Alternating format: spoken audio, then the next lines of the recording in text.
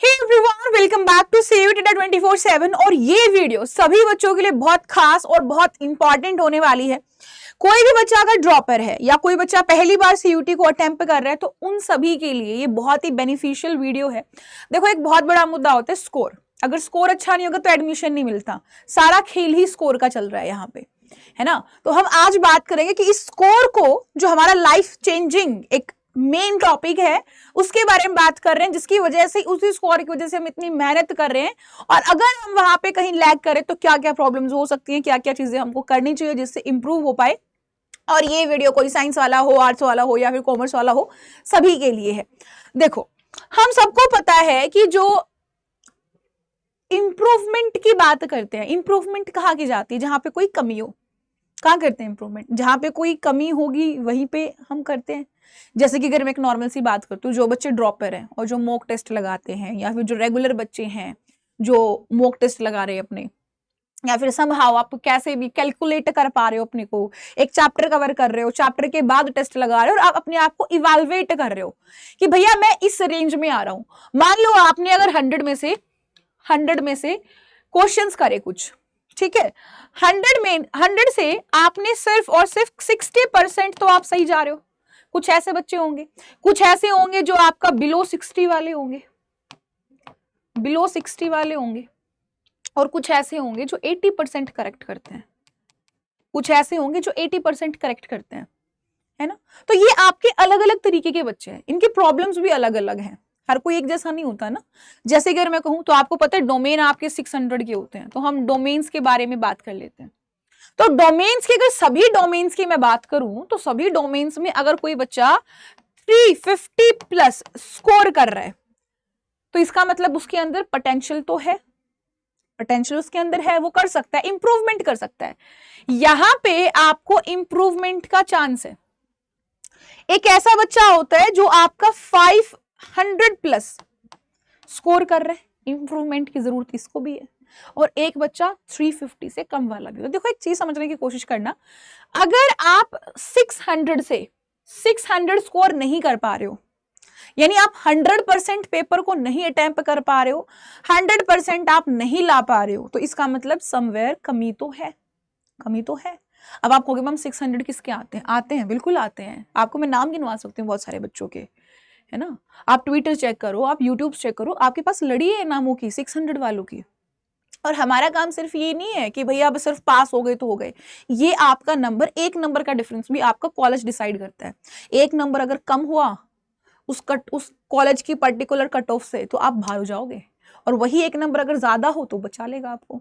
तो एक एक नंबर इंपॉर्टेंट है यहाँ पे। देखो, जो बच्चे 500 पे हैं, जो पहले ही ज्यादा गॉड गिफ्टेड है या फिर एक्स्ट्रा ऑर्डिनरी है या फिर शुरू से ही इनिशियल स्टेज से ही मेहनत कर रहे हैं, आप अपना पेस मेंटेन करके रखें, अपना पेस मेंटेन करके रखो। ऐसे ही चलते रहो, जैसे चल रहे हो ऐसे ही मेहनत करते रहो जैसे आप मेहनत कर रहे हो। बट अब क्योंकि अभी आप 600 के आसपास नहीं हो, 600 के अगर 550 भी है, 580 भी, तो आपका अभी भी वो 2-3% तो भी रुका हुआ है ना। तो आप इंप्रूव भी करो, आप अपने आप को एनालाइज करो। एनालाइज करना बड़ा जरूरी होता है कि एनालाइज करो कि ये जो लैक हम कर रहे हैं ना, ये कहाँ लैक कर रहे हैं और उसको ओवरकम करो, जिसके बारे में बताऊंगी। बच्चे कहाँ कहाँ लैक करते हो वो भी मैं बताऊंगी। अगर ये जो 350 वाले, ये 350 वाले, इनके अंदर पोटेंशियल है, इनका हो जाएगा। बस थोड़ी सी गाइडेंस, थोड़ा सा वर्क, और आपका इंप्रूवमेंट सडन, है ना। मतलब ऑल ऑफ सडन नहीं, जादू के जैसे, बट हाँ धीरे धीरे आपका ये इंप्रूवमेंट हो जाएगा। आपको थोड़ा सा मेहनत करने की जरूरत है। आपको चाहिए कि आप थोड़ा सा स्टडी पे ध्यान दो, अपने काम पे ध्यान दो, बेसिक्स पे ध्यान दो। जनरली ऐसा तब होता है जब हमारे बेसिक्स क्लियर नहीं होते, पार्शियल नॉलेज जब होती है हमारे अंदर, ठीक है। और स्टडी के साथ साथ वो कंसिस्टेंसी भी आपको रखनी है कि भाई रेगुलर पढ़ रहे हो, ऐसा छुट्टी नहीं मारनी है बीच में दिन। आप बच्चे बोलेंगे मैम 350 से जिसके कम है उसका नहीं होगा, अब उनका भी हो सकता है, बट आपको तो बिल्कुल शुरू से पढ़ने की जरूरत है। अगर किसी का 300 से कम मार्क्स आता है, इसका मतलब आपको बिल्कुल ABCD से सीखने की जरूरत है, बिल्कुल ABCD से सीखने की जरूरत है। देखो बच्चों, प्रॉब्लम कहाँ आती है, जरा हम प्रॉब्लम्स के बारे में बात कर लेते हैं कि जहां पे ये बच्चे भी आते हैं और ये बच्चे भी आते हैं, कहाँ पे प्रॉब्लम्स आती हैं हम बात कर लेते हैं। देखो, जो आपके 350 वाले बच्चे हैं, मैं 300 लिख लेती हूँ, चलो इसको ऑन एन एवरेज करके, जो 300 मार्क्स वाले बच्चे होते हैं या फिर उससे कम वाले होते हैं, बिलो वाले होते हैं। यहाँ पे क्या होता है कि आपकी पहली बात बेसिक्स ही क्लियर नहीं होते, बेसिक्स का प्रॉब्लम रहता है जनरली कि भाई आता नहीं है मैम, है ना, या फिर आपके जो स्टडी पैटर्न है उसमें चेंज करने की जरूरत है। आप अपना स्टडी पैटर्न चेंज करो। ऐसा नहीं होता कि रैंडमली कुछ भी उठाया, कुछ भी हमने पढ़ा, वो चीजें नहीं चलती हैं। आपको वहां पे स्पेसिफिक रहना पड़ेगा, एक फिक्स टाइम टेबल बनाना पड़ेगा। अब देखो टाइम टेबल की वीडियो तो मैंने भी आपके लिए बनाई थी और बहुत सारी वीडियोज आपको मिल भी जाएंगी, बट फायदा नहीं है उसका। रीजन बीइंग वो टाइम टेबल मैंने इस अकॉर्डिंगली बनाया कि भाई रात को पढ़ने वाले, दिन को पढ़ने वाले, स्कूल वाले, ड्रॉपर वाले, हर कोई पढ़ सकता है, बट जरूरी थोड़ी आप उसको फॉलो कर पाओ। हर किसी के काम करने की एबिलिटी, हर किसी की पढ़ने की एबिलिटी, हर किसी का पढ़ने का पैटर्न डिफरेंट होता है। कोई बच्चा होता है जो 3-3 घंटे लगातार पढ़ सकता है और कोई जो 30 मिनट ही पढ़ सकता है। तो हर किसी का ना सेटिंग होता है, सेटिंग कैपेसिटी होता है कि मैं इतना पढ़ सकता हूँ, मेरे पास टाइम इतना है। तो हर किसी का पैटर्न अलग है। अगर आप वहां पे चीज लैक कर रहे हो तो आपको स्टडी पैटर्न में चेंज करने की बिल्कुल जरूरत है बेटा। आप अगर उसी पेस पे रहोगे तो भी आपको रहेगा। और कई बार क्या होता है, ये बच्चे ना जरूरत से ज्यादा पढ़ लेते हैं। कई बार बोलते हैं ना कि ज्यादा मीठा भी जहर होता है ना, excess is poison. Same thing goes with them. यहाँ पे क्या होता है कि ये ना एक तो सोर्स नहीं बढ़िया रखते। सोर्स मतलब कहाँ से पढ़ना है, गलत जगह से पढ़ रहे होते हैं, ऐसी जगह से पढ़ रहे होते हैं जो कोई है ही नहीं। जैसे फॉर एग्जांपल आप कोई दीदी की बात करो, अपने पड़ोस में दीदी होती है, मैं उनको क्रिटिसाइज नहीं कर रही हूँ बिल्कुल भी, do not take it as a negative thing. दीदी होती है, अब दीदी ने उस पेपर को नहीं दिया ना, सीयूटी पेपर को, वो तुम्हारे कंसेप्ट क्लियर करा देगी, बट उसको इतना एक्सपीरियंस नहीं है। हो सकता है उसको हो, बट जनरली ऐसा नहीं होता है। अब तुम किसी एक अदर टीचर के पास जाओ, जैसे कि हम हैं, मेरे से भी सीनियर टीचर्स आपको सीयूटी में मिलेंगे, है ना, जिनको पता है कि कैसे पेपर का पैटर्न आता है, जिनके बहुत सारे बच्चे सेलेक्टेड हो गए हैं, जिनको पूरा आइडिया है। तो एक सोर्स ऑथेंटिक होना भी बहुत जरूरी है। ठीक है, सोर्स कहां से पढ़ रहे हैं, क्या पढ़ रहे हैं, है ना, क्या पढ़ रहे हैं, ये भी इतना ही जरूरी होता है। ठीक है, कि भाई पढ़ क्या रहे हो। कई बच्चे क्या होते हैं, गलत गलत पढ़े जाते हैं, क्या चीज स्किप करनी है वो भी पढ़े जा रहे हैं। तो वो भी आपको पता रहे कि भाई ये वाली चीज इंपॉर्टेंट है, ये वाली चीज इंपॉर्टेंट नहीं है, ये मेरे को इंपॉर्टेंट है, ये मेरा इंपॉर्टेंट पार्ट है, और ये मेरा इतना इंपॉर्टेंट नहीं है, या फिर ये तो कतई इंपॉर्टेंट नहीं। तो वो आपको पता रहे, आपको वो भी ज्ञान रहे कि कहां से नहीं पढ़ना है और क्या नहीं पढ़ना है, ये आपको सबसे पहले पता रहना चाहिए। ठीक है, क्योंकि गड़बड़ आपकी यहाँ पे भी होती है। और क्या करेंगे, ये ज्ञानी बच्चे होते हैं, कुछ कुछ ऐसे होते हैं ना, कहते हैं भाई हम ऐसे हैं, एक हाथ से हम तो बिल्कुल बाहुबली की औलाद हैं, और 4-4 तीर छोड़ देते हैं एक बार में। वो 4 तीर नहीं छोड़ने, मतलब कि आपको एक ट्यूटर अपना डिसाइड कर लो, मल्टीपल जगह पे मत जाओ। मल्टीपल 2-2 नाव में पैर रखोगे तो बेटा स्प्लिट हो जाएगा, मामला खत्म है वहां पे। ठीक है, तो सोर्स अपना जो ट्यूटर है वो एक फिक्स रखो कि हाँ यहीं से करना, एक डेडिकेटेड लो अपना, और कोई दिक्कत नहीं है, कोई परेशानी नहीं है। ये तो आपकी उन बच्चों की बात है जिनका स्कोर 300 से कम होता है या फिर 300 प्लस ही रहता है, ज्यादा आगे नहीं आ पाते हैं। अब कुछ प्रॉब्लम्स जो कॉमन है आपकी किनके साथ, 500 वालों के साथ प्रॉब्लम है ना, 500 प्लस वालों की भी प्रॉब्लम है और वो इनकी भी प्रॉब्लम है। वो प्रॉब्लम्स क्या होते हैं कि आप है ना, आपको अपना पेस तो मेंटेन करना है, बट आप कमी कहाँ करते हो। तो आप अपने टेस्ट को एनालाइज करना सीखो, खुद को टेस्ट को एनालाइज करो, टेस्ट करो, चेक। फॉर एग्जाम्पल आपने 3 आवर का या फिर 45 मिनट आपका, मान लो कि आप बहुत सारे सब्जेक्ट्स ले रहे हो, ठीक है, आप जनरल जीटी ले रहे हो, या फिर आप इंग्लिश ले रहे हो, या फिर आप कोई डोमेन और इंग्लिश ले रहे हो, जिस हिसाब से आपने अपना टेस्ट बनाया है या जो भी चीज आपने बनाई है, आपने अपने आप को टाइम दिया है कि भाई मैं इतने टाइम में ये चीज करूंगा, और आप उस टेस्ट को एनालाइज करो कि मैंने इसके अंदर क्या गड़बड़ कर दी, है ना। अब गड़बड़ी जो जनरली बच्चे करते हैं वो क्या करते हैं, जनरली ये करते हैं, पहली बात जो उनके इनकरेक्ट आंसर्स होते हैं, जो उनके इनकरेक्ट आंसर्स आए हैं, उन इनकरेक्ट आंसर्स को टेस्ट देने के बाद, आंसर नहीं चेक करना, अब एक बार सोल्व करके देखो आप उनको। कई बार आपको लगेगा कि आप ना एक बार अंडर प्रेशर होते हो, अंडर स्ट्रेस होता है कि मेरे को इंप्रूव करना है, इंप्रूव करना है, इंप्रूव करना है। अरे जादू मंत्र नहीं है जो ऐसे इंप्रूव होगा, इंप्रूवमेंट सडन नहीं होता, स्लो प्रोसेस है, धीरे धीरे होगा। तो यहाँ पे आप कई बार ना से प्रेशर में आ जाते हो और गलत कर देते हो। इनकरेक्ट कर देते हो, या तो आपने रीडिंग गलत ले ली है, गलत तरीके से पढ़ लिया है, या फिर आपने कैलकुलेशन सही से नहीं करी है। आप उसको बाद में एक बार करके देखो, अगर आपसे वो सवाल हो रहा है इसका मतलब कि आपको जरूरत है अपने फोकस के ऊपर ध्यान देने की। आपका फोकस नहीं बन पा रहा है, आपका कैलकुलेशन फास्ट नहीं है, अपना प्रैक्टिस को बढ़ाओ। आपको बस प्रैक्टिस बढ़ाने की जरूरत पड़ेगी यहाँ पे, ठीक है, सिर्फ प्रैक्टिस बढ़ाने की जरूरत पड़ेगी। या फिर कई बार क्या होता है कि हम प्रेशर में होते हैं तो हम गेस भी कर देते हैं, कई बार ना हम गेस भी कर लेते हैं ना सवाल, कि भाई तुक्का लगा देते हैं। तो वो तुक्का वाला मामला लिख लो कि ये वाला मैंने तुक्का लगा के करा था और ये वाला कंसेप्ट मेरा है नहीं इतना अच्छा, वो तो आपको पता होगा। देखो ऐसी बात है कि हमको तैरना आता है कि नहीं आता वो हमको ही पता है, वो तो दूसरे को तो पता नहीं है। अगर मैं आपको पानी में धकेल दूं तो मुझे क्या पता आपको तैरना आता कि नहीं आता, मैं सोचू तुमको तैरना आता मैं धक्का दे दूं, वो तो तुमको पता है ना। तो अपनी रियलिटी अपने आप को पता होता है कि मैं कहाँ स्टैंड करता हूं। तो अपने आप को वो पागल मत बनाओ कि हाँ मैं तो टॉपर हूं। जो कुछ बच्चे होते हैं ना जो इजी इजी सवाल लगा लेते हैं,